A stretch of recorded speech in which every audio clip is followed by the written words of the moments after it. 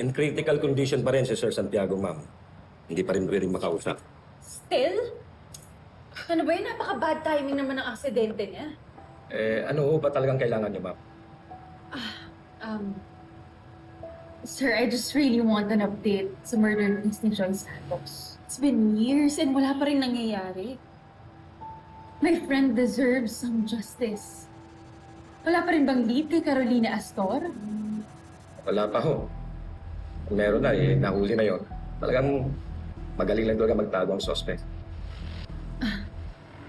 Sir, parang imposible naman kung wala kayong kahit kaunting lead. Diba? Sir, mga pulis kayo. Alam kong mahusay kayo pagdating sa mga ganyan. Kaya please, sir, I just need some hope. Kahit konti lang. Malaman ko lang na umuusad talaga yung kaso ng kaibigan ko. Well, Sir, please. Meron bang update? ma'am, sa totoo lang ayaw ko magbigay ng false hopes. May hinala si Sir Santiago na maaaring nga nagpalit ng identity ang killer. And with this new identity, have you traced where she is? Ma'am, suspect pa lang naman ho yun eh. Hindi pa naman confirm. Sir, please. Just give me a name. Alam ko naman kung sino eh. Si Lorena Herrera Santos, right? Siya yung pinaghihinalaan yun ng new identity ni Carolina Astor. Paano niyo nalaman yan, ma'am? Your question just confirmed it.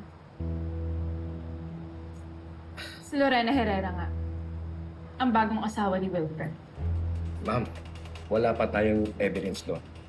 Kaya wag muna tayong mag-conclude. Relax. Sir Ramos. Wala naman ako ibang pagsasabihan. Abay, dapat lang. Wala pa naman tayong solid evidence eh. Mahirap na, baka kaming mga pulis ang mabalikan. I understand, sir. Huwag kayo mag-alala. Sabi ko nga kanina, gusto ko lang malaman kung may progress sa kaso ng kaibigan ko. And that's good enough for me.